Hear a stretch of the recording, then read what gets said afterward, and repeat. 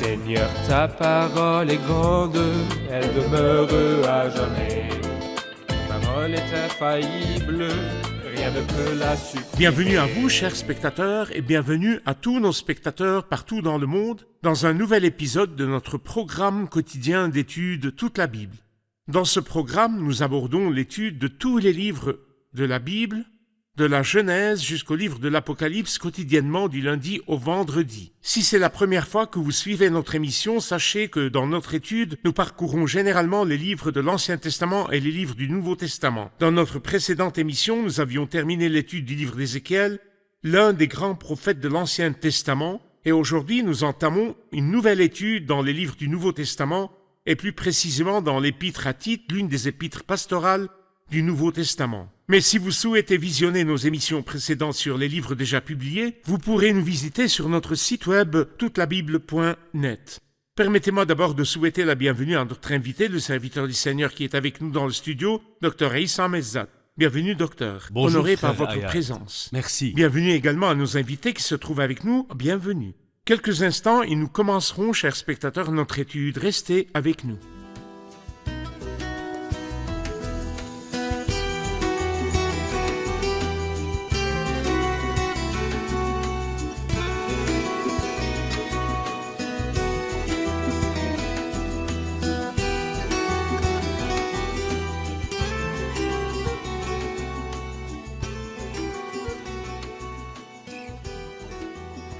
Bienvenue, Dr. Issam. Merci bien, Nous frère sommes honorés Hayat. de vous accueillir. Merci, je suis content Que le d'être Seigneur avec vous vous. bénisse.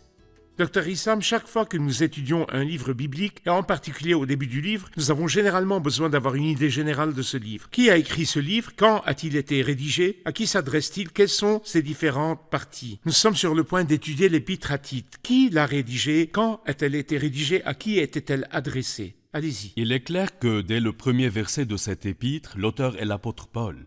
Il l'a rédigé entre sa première captivité et la seconde en l'an 64 ou 65 après Jésus-Christ dans ce cadre. Concernant les circonstances de la rédaction de l'épître, d'après le contexte de l'épître, nous apprenons que l'apôtre a visité la Crète et que Tite était avec lui quand il l'a visité. Oui. Et sa visite en Crète n'est pas mentionnée dans le livre des Actes des Apôtres. Dans ce livre, nous ne lisons pas que Paul s'est rendu en Crète. Cela nous indique que tout ce que l'apôtre a pu accomplir n'est pas nécessairement relaté Oui, dans en le effet. livre des Actes des Apôtres. Il ne relate que les grandes lignes des voyages de Paul et le début du ministère de l'apôtre Pierre. Et c'est là un principe général, Dr. Issam, même dans les œuvres du Christ et ses miracles. Tout ce qu'il a dit C'est et tout ce exact. qu'il a fait n'est pas rapporté par les évangiles. Ceci est vrai. Très bien.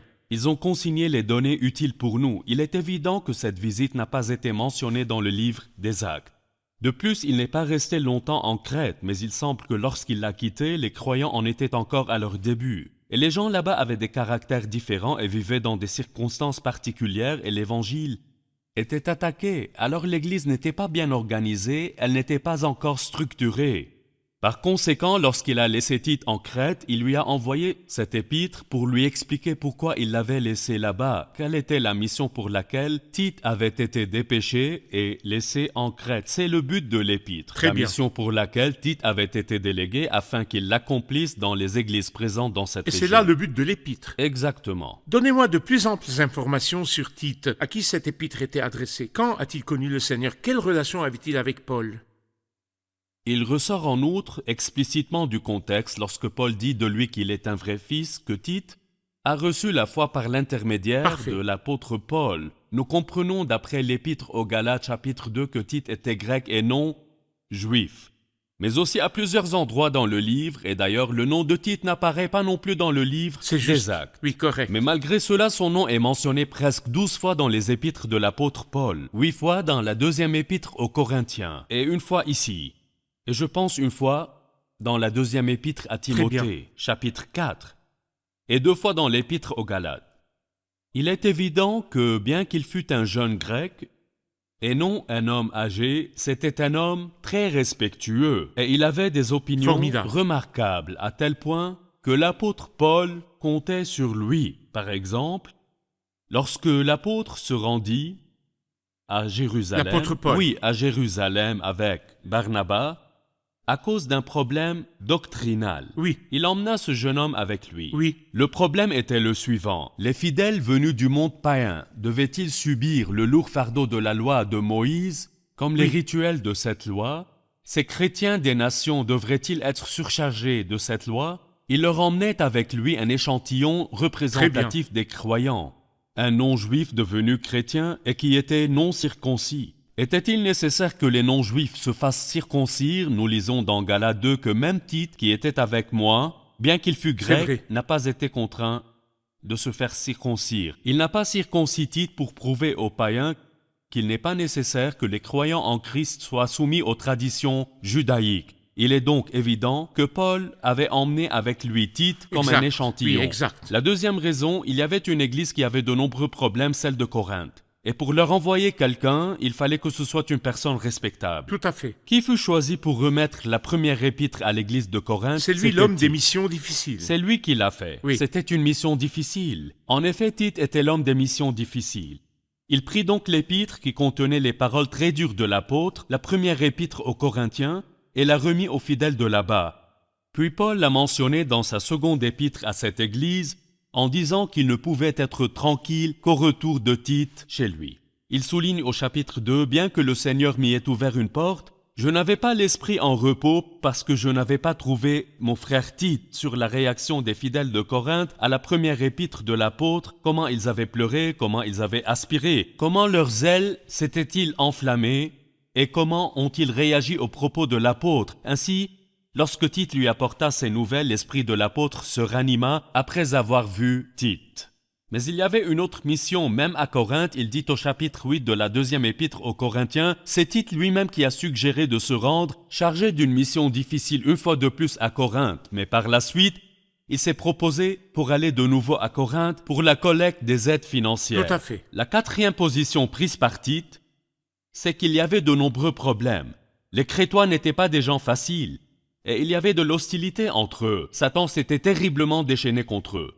Qui pouvait assumer convenablement une telle mission? Tite. Qui pouvait faire face à une telle mission? Il a laissé Tite à Crète pour ces questions et il lui donna des instructions. Il est évident que Tite était une personne très respectueuse et qu'il était capable d'accomplir des missions aussi difficiles tant à Corinthe qu'en Crète. Il était évident de trouver une nette différence entre Tite et Timothée dans leur physique comme dans leur santé en général. vrai. Paul comptait toujours sur Tite pour les missions difficiles, comme vous l'avez souligné. Oui, Il était également un véritable fils dans la foi. Vous avez mentionné l'incident du livre des Actes et en particulier Acte 15, Oui. quand il emmena avec lui Tite et Barnabas et se rendit auprès des frères qui jouissaient d'une bonne réputation dans l'église Oui. de Jérusalem, pour prouver que les œuvres de la loi ne sont pas exigées des hommes pour entrer en relation avec Dieu sur la base de la grâce en œuvre du Christ. Par conséquent, Paul refusa que Tite soit circoncis. Exact. Mais quelqu'un pourrait nous poser la question, à savoir, pourquoi Paul a-t-il autorisé la circoncision de Timothée dans une autre étape et à un autre moment? Donc, en ce qui concerne la circoncision, une personne a été circoncise, c'était Timothée, et une autre ne l'a pas été, c'était Tite. Quand peut-on dire que c'est bien ou que c'est mal? en ce qui concerne le principe, dans ce que vous dites, l'un a été circoncis et l'autre non. Qu'est-ce que cela signifie? Ça signifie que ni la circoncision, ni la non-circoncision n'ont Très bien. d'utilité. Oui, c'est ça. La personne circoncise est-elle plus favorisée que celle qui ne l'est pas? Est-elle plus spirituelle?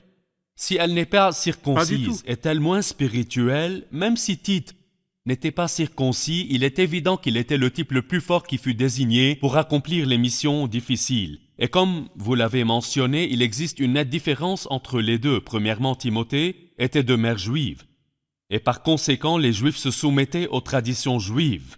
Et il allait rencontrer des gens à Jérusalem. C'est la raison pour laquelle l'apôtre ne voulait pas surcharger Ne voulez pas entraver ni l'évangile. entraver l'évangile, parce que la circoncision n'aura aucune incidence. Si cela permet aux gens de l'écouter plus facilement, il n'y a aucun problème. Mais ce n'était pas une norme applicable à tout le monde, Oui, parce qu'il ne très l'a bien. pas pratiqué sur Tite. Il l'a donc fait pour le bien de la vérité de l'évangile, comme il l'a dit, Très bien. avec les Juifs, j'ai été Mais comme eux, Juif. les autres apôtres, ne l'ont pas contraint à circoncire Timothée. Non, Il l'a fait de plein gré pour les gagner à sa cause. c'est ce qui s'est passé. Mais cela ne s'est pas produit dans le cas de Tite. Tous deux ont cru grâce à l'apôtre Paul. Et cela ressort clairement de son discours lorsqu'il dit « Mon véritable enfant dans la foi qui nous est commune ». Cela a été dit à Timothée et à Tite parce que chacun d'eux était un fils spirituel de Paul. De plus, Tous deux ont été désignés pour accomplir des missions spéciales et ont été considérés comme les adjoints représentant l'apôtre. Il les a donc délégués pour accomplir des missions particulières. Il leur a accordé l'autorité apostolique parce que l'apôtre détenait cette autorité. Il l'a accordée pour accomplir certaines missions dans les lieux où il les avait laissés. Il a écrit 2 épîtres à Timothée et une épître à Tite, et ces 3 épîtres sont nommées épîtres pastorales. Et dans ces épîtres, C'est exact. le cœur de l'apôtre, son cœur pastoral, brûlait d'amour pour les églises locales. L'organisation des églises locales est-elle importante? Cela s'inscrit-il dans l'œuvre pastorale et la manière dont les églises locales pourraient être organisées? Il a écrit 2 épîtres à Timothée et une épître à Tite. Il est évident que l'épître à Tite concernait davantage l'aspect pratique que les épîtres à Timothée. Comme il s'agit davantage d'un aspect doctrinal, comment il faut se conduire dans la maison de Dieu, qui est la colonne de Dieu, La colonne et l'appui de la vérité. Il est donc évident que dans la première épître à Timothée, Paul évoque le cadre doctrinal général, tandis que l'aspect pratique concernant l'organisation de la maison de Dieu est davantage abordé dans l'épître à Tite. Vous avez dit que les épîtres 1 et 2 Timothée et l'épître à Tite sont désignés comme épîtres pastorales. Cela signifie-t-il qu'elles étaient adressées à des pasteurs? Ou ont-elles un caractère pastoral où leur but est-il de guider le troupeau du Seigneur? Donc, d'après vous, existe-t-il un caractère particulier à ces épîtres? La Bible ne nous dit pas que les destinataires de ces épîtres étaient des pasteurs, mais des personnes déléguées pour accomplir des tâches spécifiques au nom de l'apôtre et dotées d'une autorité apostolique. Il ne s'agissait donc pas simplement de pasteurs, mais de personnes dotées d'une autorité apostolique, qui étaient les adjoints Mais délégués ils avaient de un cœur l'apôtre. pastoral. Un cœur pastoral dans tout ce qu'ils entreprenaient. Ils l'avaient, sinon ils n'auraient pas pu s'adresser au pasteur. Ils n'auraient pas parlé de la manière dont le pasteur devrait être. La deuxième est dans le contenu de ces épîtres qui évoquent qui est le pasteur et les caractéristiques de celui qui accomplit le ministère pastoral auprès du peuple de Dieu, que ce soit dans la première épître à Timothée ou dans celle de Tite. La troisième raison est que ces épîtres expriment le cœur pastoral de l'apôtre Paul lui-même. C'est Le formidable. cœur qui prend soin du troupeau du Seigneur et ne veut pas le laisser disperser, car une des missions du pasteur est de nourrir le troupeau et d'empêcher les ennemis de le dévorer. Exactement, Oui, c'est protéger clair. le troupeau. Protéger le troupeau, c'est le thème évident que traite Paul dans les épîtres adressées à Timothée et à Tite. Parfait, nous allons voir un reportage puis nous prendrons une question des invités. L'épître à Tite est celle de la piété et de la bienveillance. Elle se caractérise également par une forte insistance sur l'autorité qui a été confiée à Paul en tant qu'apôtre de Dieu et à Tite en tant que représentant de l'apôtre Paul. Cette forte insistance sur l'autorité était due aux conditions qui prévalaient en Crète et qui résultaient des caractéristiques des Crétois qui les distinguaient des autres et que Paul a souligné dans le premier chapitre de cette épître. Il est regrettable que bon nombre de problèmes vécus par les Crétois ne provenaient pas uniquement de la nature propre aux Crétois, mais trouvaient leur source dans la nature humaine déchue par le péché, qui demeure et s'infiltre dans chacun d'entre nous aujourd'hui, comme c'était le cas à l'époque. Frère Rayad, il est évident qu'il existe une grande similitude entre l'épître à Tite et la première épître à Timothée. Comme ils parlent tous deux des évêques et de... Certains groupes de croyants, pourquoi est-il nécessaire de répéter le discours? Dr Aïssam, s'agit-il d'une répétition ou le Saint-Esprit a-t-il une raison de rédiger une épître qui comporte les mêmes idées déjà présentes dans la première épître à Timothée? Il est certain que le Saint-Esprit a une raison et cette raison apparaît dans les différences. La situation des croyants d'Éphèse à qui Timothée a été envoyé était complètement différente de celle des croyants de Crète. Les problèmes qui se posaient en Crète étaient graves. C'est pourquoi nous constatons que l'épître à Tite aborde ces problèmes qui ne sont aucunement mentionnés dans la première épître à Timothée. Qui a été envoyé à l'église d'Éphèse. Exactement. Il y avait donc en Crète un certain type de problème. Deuxième élément, en Crète, il y avait un certain type de personnes. Oui. Qui étaient très différentes des gens d'Éphèse. Elles étaient opposées, brutales, insoumises, comme nous le verrons plus loin dans les détails de l'épître. Ces éléments n'étaient pas présents à Éphèse. La différence entre les deux est évidente d'après la différence de style de l'épître elle-même. L'épître à Timothée est plus complète. Elle mentionne les veuves, les diacres et de nombreux groupes de personnes qui ne sont pas mentionnés dans l'épître à Tite. Elle est donc plus complète d'un point de vue doctrinal, mais d'un point de vue pratique, il y avait des missions spécifiques confiées à Timothée, différentes de celles confiées à Tite en raison des problèmes d'organisation et doctrines différents qui se posaient ici bien. et là. Merci. Existe-t-il un plan précis pour cette épître qui pourrait nous aider à comprendre le contenu de ces chapitres? Il n'est pas difficile de diviser cette épître. Les 3 premiers versets constituent l'introduction dans laquelle Paul indique au lecteur qui est l'auteur de cette épître, ainsi que son autorité apostolique et les fondements sur lesquels il s'appuie. C'est le chapitre 1 du verset 1 au Oui, verset 3. les 3 premiers versets. Dans le 4e verset, il nous dit à qui il adresse son épître à Tite. Du verset 5 au verset 8, il évoque des missions confiées à Tite, à savoir 2 tâches spécifiques. 1. Mettre de l'ordre dans ce qui restait à faire. 2. Nommer des responsables dans chaque ville. Après cela, Paul mentionne les caractéristiques de la personne responsable. Quelles sont ces caractéristiques? N'importe qui peut-il convenir? Qui pourrait être pasteur dans l'église locale? Qui pourrait remplir les fonctions de la personne responsable ou du pasteur d'une église locale? Du verset 9 au verset 12 ou jusqu'au verset 13, Paul aborde les problèmes qui existaient dans cette région. Quel type de personnes y vivaient? Quel type d'adversaires? Et la férocité de la résistance contre l'évangile qui y régnait. La dernière partie du chapitre 1 évoque certaines provocations des adversaires des croyants à Crète. Le chapitre 2, en entier, traite des caractéristiques que doivent posséder les personnes de différents âges. Très bien. Les caractéristiques des anciens, des femmes âgées, des jeunes, des groupes, bref, des les différents groupes caractéristiques, d'âge. oui, des différents groupes d'âge fondés sur la grâce de Dieu qui s'est révélée, apportant le salut afin que la piété se manifeste dans les foyers. Très bien. Le 3e et dernier chapitre montre la piété dans les relations avec les autres. Il commence par rappelle-leur d'être soumis aux magistrats et aux autorités. Puis il évoque la grâce salvatrice de Dieu, l'œuvre de Dieu en nous qui nous incite à agir avec piété envers les autres et à nous soumettre aux autorités à l'extérieur. Puis la dernière partie du verset 12 jusqu'à la fin du chapitre, il s'agit de la conclusion de l'épître. Elle regroupe quelques conseils et instructions. Donc si nous voulons établir un plan pour ces chapitres afin de faciliter la compréhension aux spectateurs qui nous suivent pendant cette étude, nous pouvons dire que le chapitre 1, comme vous l'aviez mentionné, traite de la mise en ordre, mais de la bonne mise en ordre des affaires liées à l'Église de Dieu.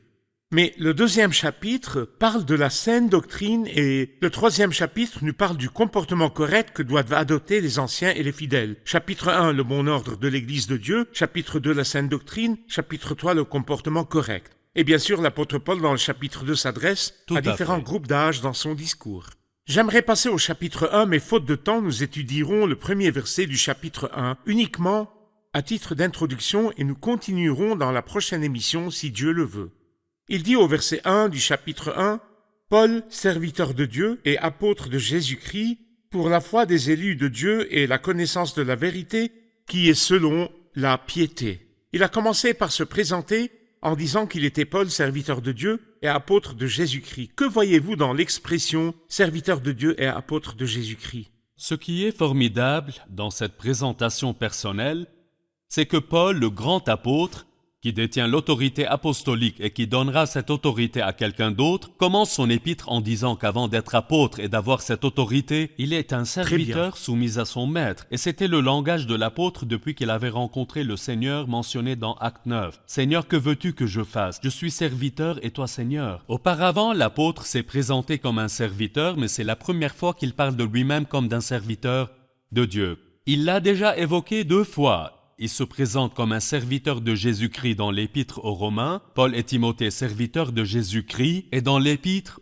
aux Philippiens. Et comme quelqu'un l'a souligné précédemment, l'épître aux Romains est doctrinale, tandis que l'épître aux Philippiens est pratique. Donc Paul se présente comme un serviteur dans toutes ses épîtres, qu'elles soient doctrinales, pastorales ou pratiques.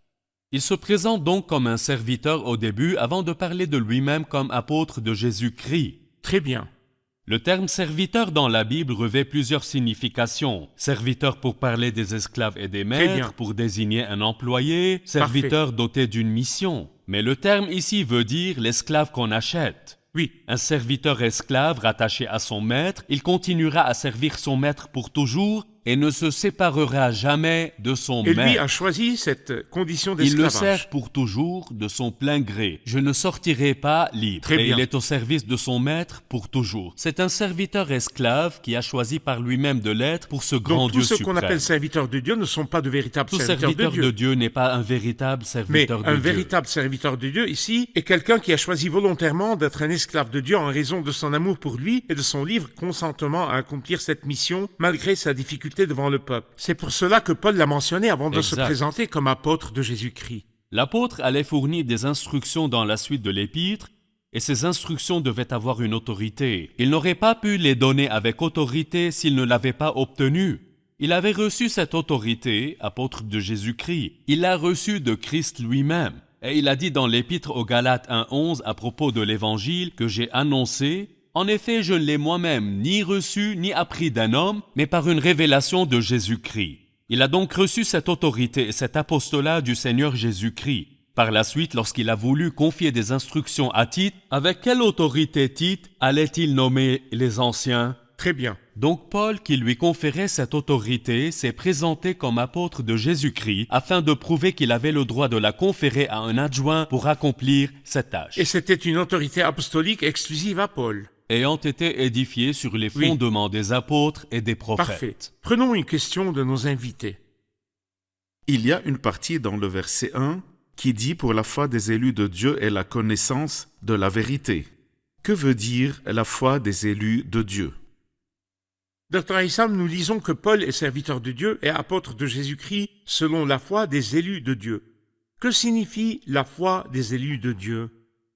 Permettez-moi de faire un bref retour sur le passé. L'apôtre était-il un serviteur de Dieu lorsqu'il était juif? Il était serviteur était. de Dieu. Il Très dit bien. « J'ai vécu en toute bonne conscience devant Dieu ». Mais il était serviteur de Dieu pour la loi de Dieu.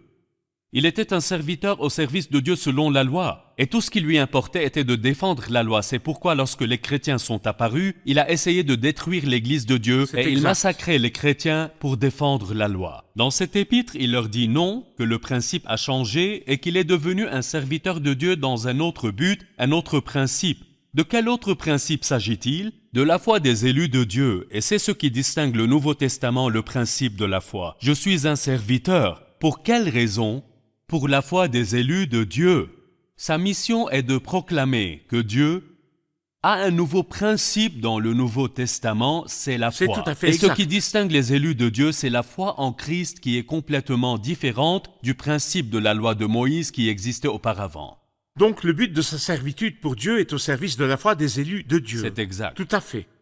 Bien sûr, le premier verset est très riche et nous devons y revenir. L'expression « les élus de Dieu » nécessite beaucoup de Très bien. précision. Nous n'avons ici qu'essayé de donner envie aux spectateurs d'étudier cette grande épître. Et dans la prochaine émission, nous reprendrons notre étude à partir du verset 1 du chapitre 1. Merci Dr. Issam, nous allons Je vous en réviser prie. l'émission avec nos invités.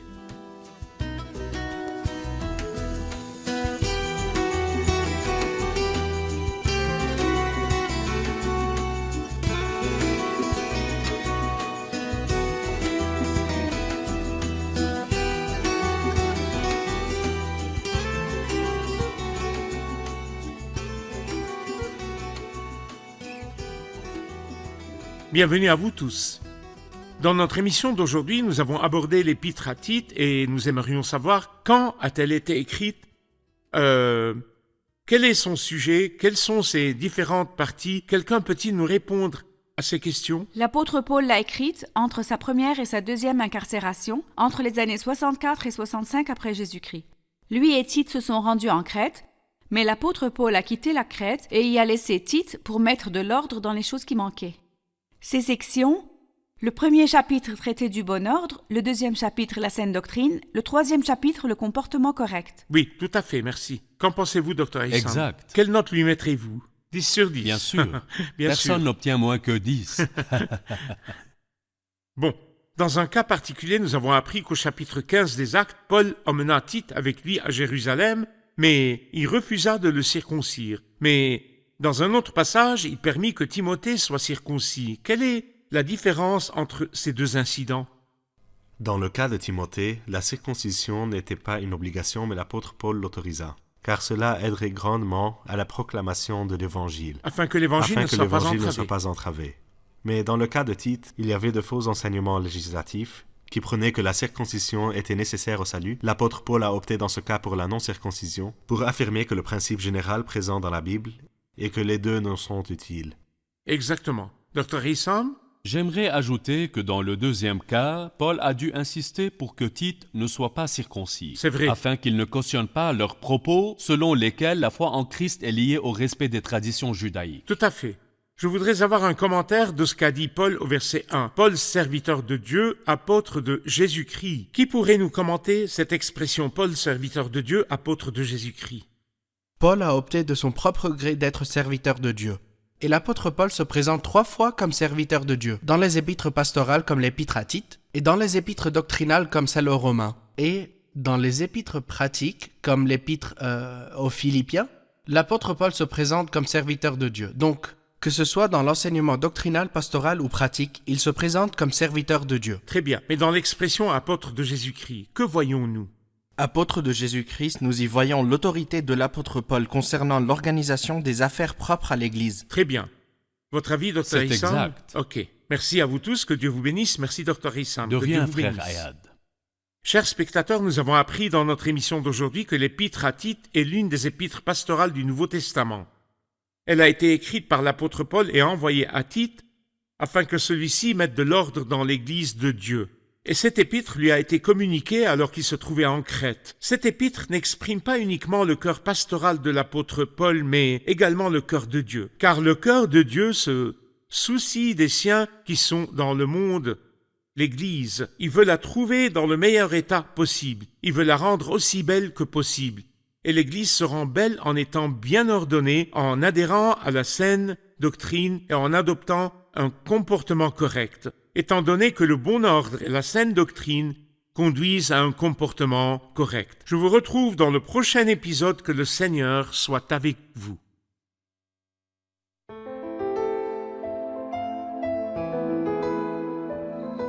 Seigneur, ta parole est grande, elle demeure à jamais. Ta parole est infaillible, rien ne peut la supprimer.